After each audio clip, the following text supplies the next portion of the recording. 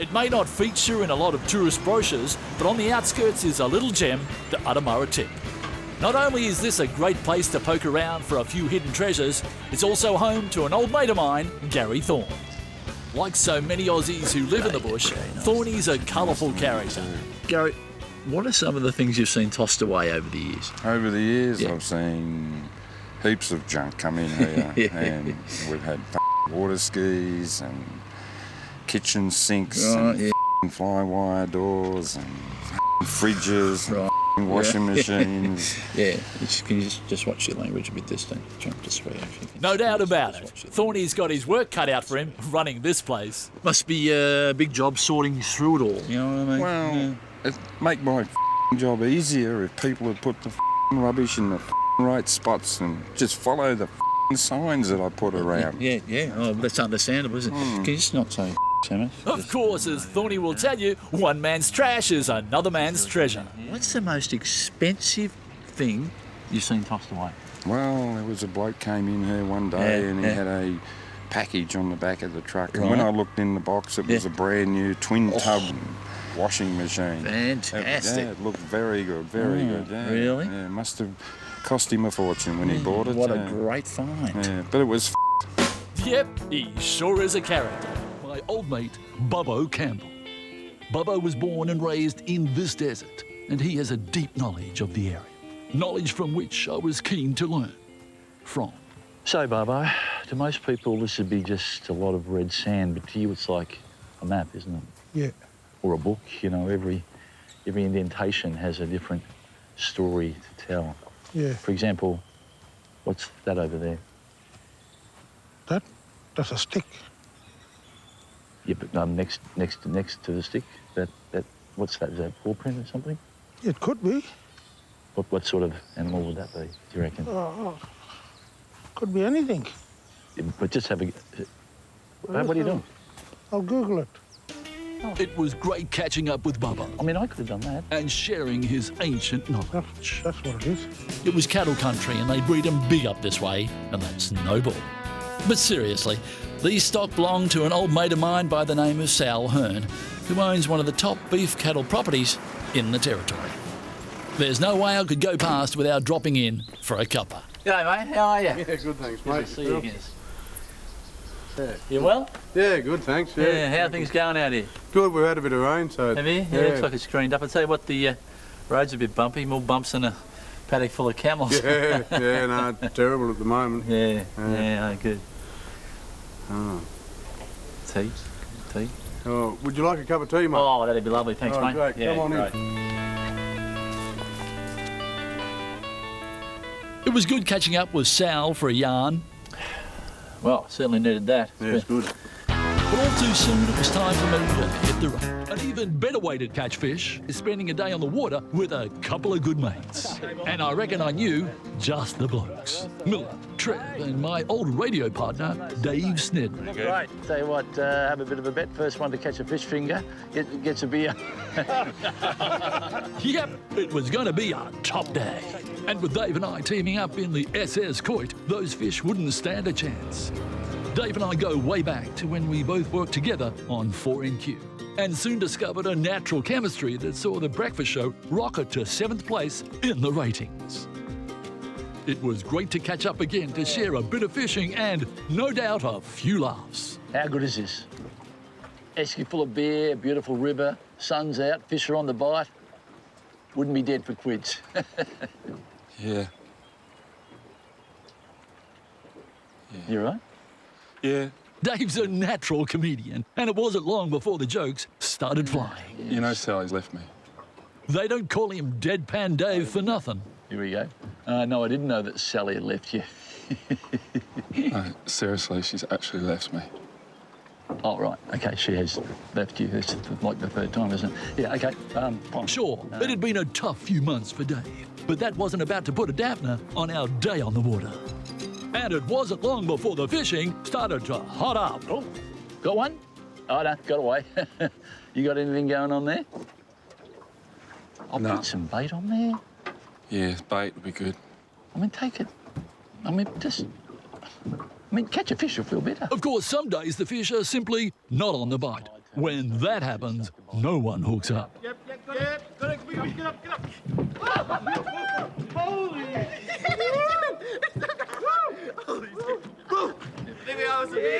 Yeah, yep. Fish finger! If you'd put some bait on your hook, maybe we would have caught something like that. Maybe we should just go to another spot. We'll go to another spot. Hey, get another line. All right.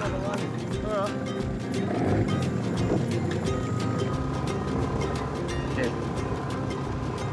Have you got one of your tablets? And there was no way we were about to let a few personal problems derail a day out on the water.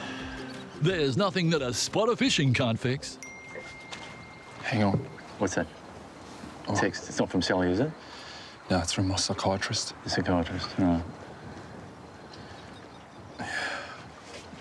Well, maybe don't keep on reading it. Just read it once, put it away, get on to the next bit. You might catch a fish. Besides, no fish doesn't mean no fun. Not when you've got two jokers sharing a bit of boat banter. Boys! How'd you go? How good's this? Yeah, it's great. Let's go. Well, it took a few hours, but finally we were in luck. Okay, this is what we're talking about. Well done. It doesn't get better than this. Top stuff. Bring him in. Oh. Yep, it had been a top day on the water. A couple of old mates enjoying a few hours wetting a line. The mountain cattlemen are still very much part of the high country scene, and I was looking forward to catching up with a few of them here in the hills. Jed Culligan and Andrew Bow are not only old mates of mine, they're also a part of the annual muster that takes place annually once a year here in the high country. Yeah, good to see you blokes again, Andrew. Jed, you doing all right? Yeah, good mate. Yeah. No worries. Listen, tell us about the muster. What time of year do you head up there, in spring? Yeah, we'll take the cattle up late spring, yeah. And take them up there and leave them up there for the... Leave them up there for the summer, yeah. Things dry off down here, so there's no feed, so... Yeah, and they do all right up there, do they? Oh, I do well up there, yeah. Can you not do that, please? Especially when you get the good season of the snowgrass, yeah. Oh. Yeah. Do you have any problems with them sort of being up there during for that amount of time? No, not at all. Can you No, as long as you can sort of get them out of there before the snow set in. And do you ever find you might leave a straggler up there? Does he survive all right? Or There's they a few, follow him yeah. down? They'll find their own way down to when it gets cold up there. They're pretty switched on, these old cows, yeah. Can you just stop? As you can imagine, these two boys could tell a story or two about life in the saddle. So, would you trade this for a life in the city? Oh, mate, what do you reckon, eh? One bloke that's been a part of the Red Centre for 6 generations is an old mate of mine by the name of Bill Hayes. Let's go meet him now. G'day, Bill. G'day, Russ. How you going, old mate? Good to see you again. Yeah, haven't seen you for ages. You travelling well? Oh, not too bad. Doing a bit of work? Yeah, I don't ride these anymore. I ride a four-wheeler these days, but bit easy on the old knees. So you've swapped horses for horsepower. That's right.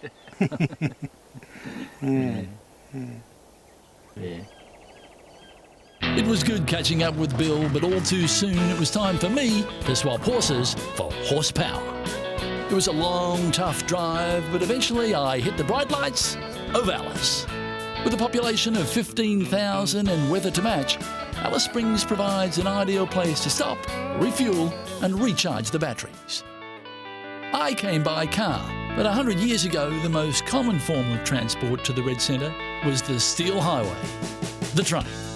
That's right, the mighty gun. Someone who knows more about the old gun than anyone I know is an old mate of mine by the name of Steve Leach. Let's see if he's in. Okay, Steve. Hey, Russell. Steve's had a lifelong love of trains all his life, and it was great catching up and swapping a few yarns. And of course, sharing a few laughs. You see, this is fishing country, with dozens of well-stocked rivers and creeks waiting for the eager angler. But knowing where to drop a line can be a problem, which is why I arranged to catch up with a couple of local lads who know the area like the back of each other's hand. Hey, fellas. G'day, Russ. Trev, good to see you again. Phil? Good to see you again, son. So, you're going to take me to some secret fishing spot? We are, yes. We've got it all set up for you. A couple of genuine characters here who get up to a bit of trouble, I can tell you. Never. What sort of fish? Anything we can get on the line. Oh, fantastic. Hey, you got all the gear, have you? Got it all here, yep. You want a bit of a hand putting it in? Yeah, we'll No make worries, okay, let's go. And you know what they say, many hands make light work. You need that much beer, do you? We will. It was going to be a top day. You been drinking long or? Well, the boat's all loaded, no use hanging around here. Let's get started. These lads were as keen to get amongst it as I was.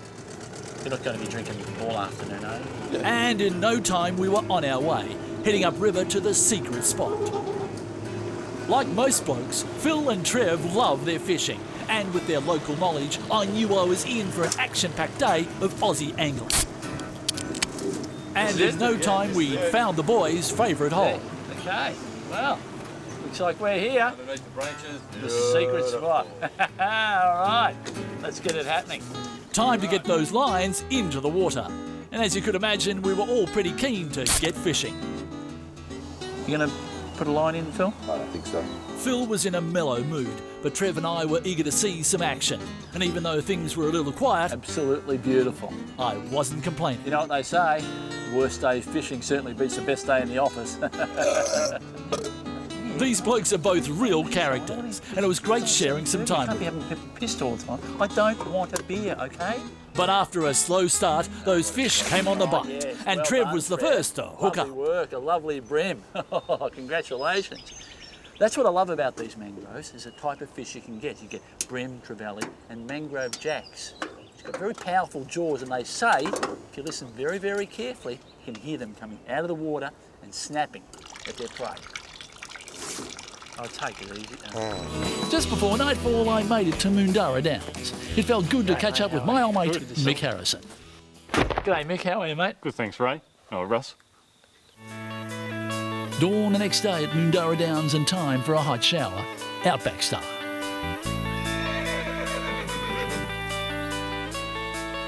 There's a real feeling of excitement in the air on the morning of the muster. The men feel it, and I reckon the horses feel it too. There's no doubt about it, Aussies believe in helping out their mates, and at muster time blokes come from near and far. And it's not just the blokes. Up this way, the women folk ride too, and some of these cowgirls could show the fellas a thing or two. It was great catching up with some old mates and sharing a few laughs. Yeah, a mate of mine's got a property near here, and he said to me, you know, I can ride from sun up till sundown and not come to a fence. And I said to him, it's a pretty big property. He said, oh no, we just haven't got any fences.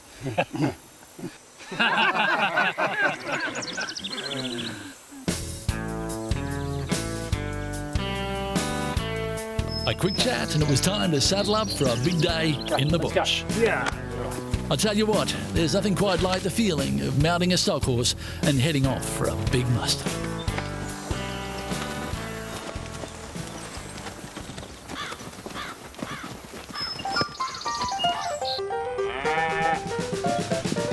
This mob were wild, tough bulls, and you didn't want to get too close. But we had to move them, and that's just what we did.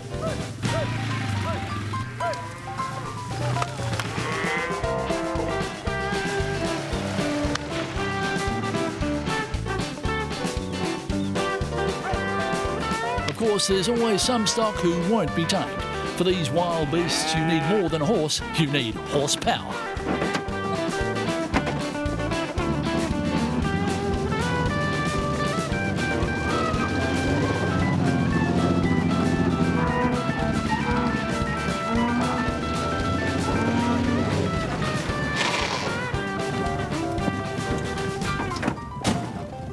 Can't get my seatbelt off.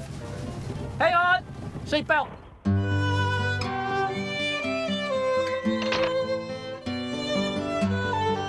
We rounded the youngest ears up into pens for the night. Tomorrow, these fine specimens of Outback bull would be transported to market, sold off and humanely executed. Top stuff. But for us, it was time to get back to base. And I'll tell you what, there's just one thing I was looking forward to. A few cold beers with some good mates. Not to mention a little friendly competition.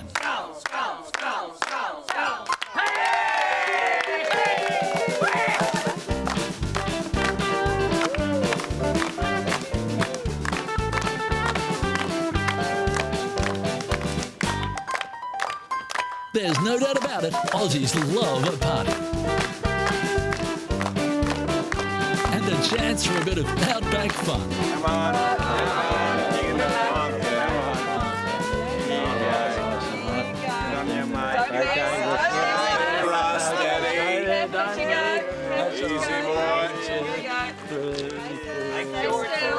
Stay still, stay still, stay still.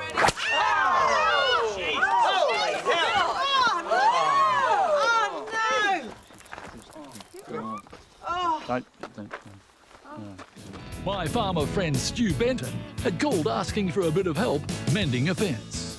Naturally, I was happy to lend a hand to a man on the land. Put the kettle on? Yeah, I'll get it done for you. Righty, I'll see you. For farmers like Stu, a broken fence can easily become a major headache. And a quick inspection confirmed my fears. This barbed wire barricade needed some urgent work. Time for a few running repairs. And luckily, I had just the tools required to make short work of the job.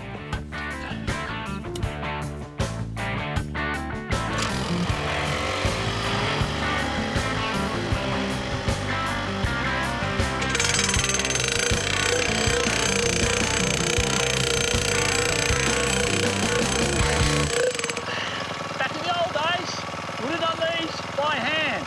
Now it's a simple press of the button. With that task taken care of, it was back to the farmhouse to catch up with Stu for a cup of hot tea. Not to mention a few tall stories. Not a cow. It's a bull. It's a ball. It's a bull. Stu's a natural comedian and never short of a humorous yarn. But he's not the only one. You heard this one before about the two blokes who were out in the back blocks, a long way from anywhere in particular, and they're panning for gold, and they're panning away, panning. One bloke's over there, one bloke's over there, and one bloke goes, "Ah, I think I've been bitten by a snake," and. Have you said to tell you enough? I like to think I can tell a joke with the best And of he goes, them. I've been bitten by a snake. And the other bloke goes, oh, well, the bloke who's bitten goes, you better ring the doctor because, you know, we can't go to the doctor. We need to find out what we can do.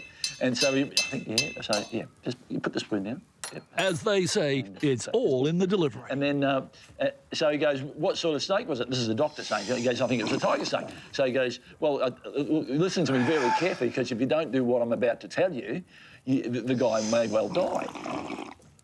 And so he says to him, what you've got to do is you've got to put a little in. You put a little in. Put a little in. Yeah. Okay. Take a sip. Yep. Okay, now listen to the joke. And the guy says, put an incision in, and then you've got to suck the blood out, because the guy was bitten on the bum. That's where he was bitten. Did I say he was bitten on the bum? Yeah. Old friends, good stories, and a table shared. And the doctor says, put an incision onto his... Yep, this is what it's all about. Two mates sharing a laugh. Okay, just, yeah, okay. And he goes, what did the doctor say? The doctor said, you're going to die. Who's going to die? The bloke who got bitten on the bum. And we could have gone on all day. First guy? The first guy. Or was the other guy? Why do I have to explain the joke anyway? I listened when you were bloody telling your joke. Even though we're above the snow line, you still find large, privately owned farms here on the high country plains. Hey! Justin, don't be ridiculous, mate. Stupid. Justin, Haley and Phil were itching to have a look around a genuine working property. Justin, turn the motor off. It was great to see them so keen to explore this fascinating part of the world, and I was more than happy to act as tour guide. To a lot of city kids, milk, meat and wool are just things you find on a supermarket shelf. Commodities to be purchased or perhaps shoplifted and then sold off illegally on the black market economy. What better place to set them straight than my old mate Tony Scott's High Country Sheep Station. G'day, Tony. Good to see you again, mate. You too, Russ. Yeah, how you been? Good. Yeah, got a few head of sheep that need doing? Yeah, got to shear a few, yeah. Yeah, okay. Want a hand? I'd love a hand. Yeah, okay, let's go. Oh, and I won't pull the wool over your eyes. Scotty's a top bloke and always up for a laugh. We were set for some good times. There's no doubt about it. Aussies believe in helping each other out. Tony had a big mob to get through and I was happy to lend him a hand. Of course, you put two red-blooded Aussie blokes side by side in a shearing shed and it doesn't take long before a bit of friendly competition gets underway. I was a little scratchy at first, but soon got into the swing of things. Shearing sheep is something you never forget. The whir of the clippers, the smell of the boards, the back-breaking pride in a job well done. I'll tell you what, it's a sheer delight. And it wasn't long before we both had our first sheep shorn. It was a pretty tight finish, but let's just call it a dead heat. If you're planning to fish anywhere up this way, you can't beat a bit of local knowledge. And your first stop has got to be The Lure in Cooktown. It's a butte tackle shop owned by an old mate of mine, Peter Fuchs. G'day, Pete. How are you, mate? Good to see you again. G'day, Pete. How are you, mate? What are the chances of maybe heading out and see what we can do in the Barramundi department? Oh, every chance. Every chance. Keen, right. Okay. Yep. Let's go. Well, it didn't take long for the word to spread that the Barra were on the bite. And just look what the cat dragged in. G'day, Brian. G'day. How you going, Ross? Yeah, Russell. How you going, mate? Leonard. Hey, g'day, Leonard. What about we have a bit of a wager? Maybe see who catches the biggest Barra. Why not? That sounds fair enough. Yeah. Whoever doesn't catch the biggest one buys the beers. Right. Yeah, I'll tell you what. Only thing you'll be catching is a cold. Okay, it's time to head off and see if we can't catch ourselves a Barramundi. The rivers around here are fairly tidal, so where the fish bite depends on what's happening with the tide. There's a couple of big holes up here where the Barra like to school, so let's go there now and see if we can't catch ourselves a Barramundi. So let's go and catch ourselves a Barramundi.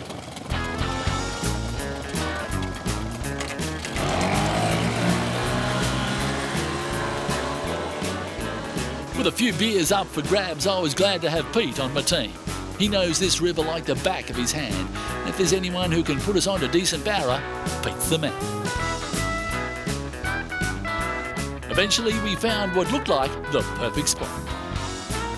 Time to get those rods and lures into the water. And who knows what we might catch. Pete, how many different types of fish would we get in this area? Oh, plenty. The list is endless. You've got barramundi, bream, flathead, whiting, trevally. Yeah. Oh, there's 3 sorts of queenfish. Lesser So queenfish, there's certainly a giant lot queenfish. of type of different fish you get here, and the reason is that it's so well managed because the people who run this area make sure that there are licensing rules. There's There's bagging rules, that sort of thing. They really get out there and manage the whole area entirely, and that's important when you want an area like this to be full of fish, so you can go out there and fish. Pete, that's enough fish, thanks. So don't ever forget that. Spot cod, black spot cod, blue spot cod. With nothing taking our bait, it was time to find another spot. And Pete had one in mind. But wouldn't you know it, things were still a little slow. Doesn't seem to be much happening, Pete. Yeah, unfortunately, that's fishing. Why is that? Oh, tides. We're getting towards the bottom of the tide, and yeah, once things get around the bottom of the tide, yeah, it's same as the top of the tide. Things just sort of slow down a little bit. That can be part of it. Any chance of anything happening? Yeah, I think so. Once that tide turns. Oh well, let's hope so, mate. A lazy hour or so fishing in a tropical paradise didn't sound like such a bad idea to me. It sure beats a day at the office. Has the tide changed yet, Pete? Yeah, it has actually. Why isn't anything happening? Because I have not had one nibble. No, well, that's sort of sometimes what happens, but all we can do is just keep trying. Well, is there anything else we can do? Because I got to, Yeah, we can try a few other different spots. Fish 1, fisherman 0. But the game wasn't over yet, not by a long shot. And if anyone can put us on to Barra, Pete's the man. It's 4:30, Pete. Yeah, it's been a while, hasn't it? Again. Best laid plans. That's Pete for you. Even in the worst of times, he's quoting Hemingway. Is this a waste of time, or is there anything we can? Never a waste of time. It felt good to know I was in the hands of an experienced guy. How many years have you been doing this? Quite a few. So you know the area well. Well, I think I do. I hope I do. You caught fish here before on this spot? I've caught fish here in this spot, yeah. As they say, fishing is all about patience. Not today, though. Not today. No. No, not today. Being prepared to wait it out. Can I have a drive of the boat? Life up this way can be tough. Not that you'll hear him complaining. Gotta tell you, Tony, the place is looking real good. We've just had 6 dry years, Russ.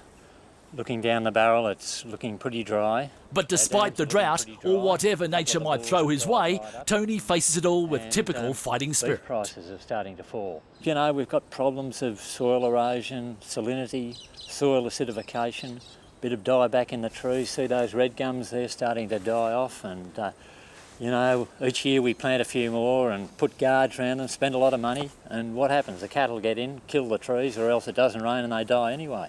Typical Tony. No matter how tough it gets, this Aussie man on the land knows how to look on the bright side of life. But you know, life on the farm, you wouldn't trade it for quids, would you, eh? Well, I was lifting some drums this morning, I've done my back, and you know, things aren't all that flash. Yep, he sure is an inspiration. But all too soon it was time for me to say goodbye and get on the road. The Japanese have cut their beef consumption by 50%. Their muster takes place annually or twice a year, whichever comes first. And blokes travel from near and far to lend a hand. How are you, mate? Ronnie? There you go, Russ. Hey, Chris? It was great catching up with some old mates. Colin? And naturally enough, we had a fair bit to catch up How on. you doing, all right? Yeah, not too bad. Yeah, tell you what's looking a bit dry out there, even those camels will be thirsty. You been busy? Yeah, pretty busy, Russ. We've got a couple hundred of cattle to muster tomorrow. Sure beats working. We thought you might give us a hand muster them in tomorrow, Russ. Oh, well, as long as there's a beer in it for me at the end. Anyway, do you want to go inside and have a drink? Let's go. There's no need to laugh at everything I say. No, seriously, just don't laugh, okay? I tell you what, that beer sure went down well. On a big cattle property like this, there's always work to be done. And it wasn't long before I was in the thick of things, helping to brand a few baby calves. You right there now, mate? Thanks, mate. Okay, settle down, little fella. Let's go and do some branding. And what we got here is a branding iron. So if this heifer is ever lost or stolen, we'll know exactly where he's from. This won't take a second. There you go. A lot of people don't like branding. They prefer ear tags. I don't. They can get fly blown, bloodied, caught on fences and gates. I much prefer branding. It's a cleaner and safer way to go. Smoko time. I guess one of the reasons people become addicted to outback life is the characters who live out here, each with his own story to tell. And there's nothing like sharing a few yarns over a cup of billy tea. I'll tell you what, I needed that. I guess you blokes have moved a few cattle over the years. Yeah. Bloody hell. Yeah, you've seen some pretty special sights. Very special. Yeah. You had a few tales to tell. Yeah. A lot of bloody action out there, isn't there? Yeah. Sometimes things go wrong, don't they? Like anything. All the time. Yeah. But enough chatting. We had a mob of cattle to round up and it was time to get to work. Spin it back, spin it back, spin it back! A lot of people might be surprised that we still use lassos out here in the bush. But with truly wild cattle, it's often the only way. Easy. One of the blokes will try and drive up alongside a steer, then it's just a question of slipping a noose around its neck and bringing him to the ground. Okay.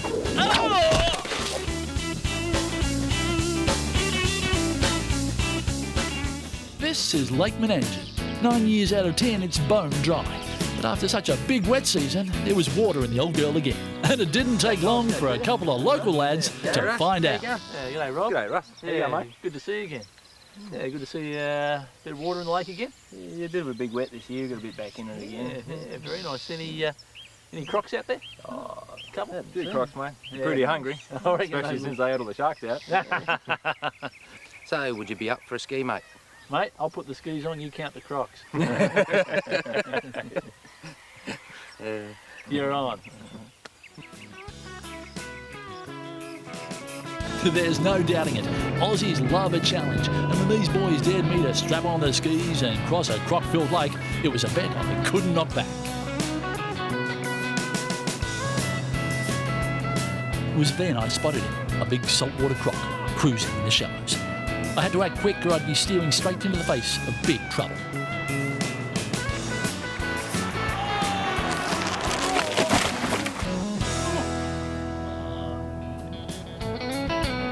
All Aussie Adventures, pack up your swag, let's go.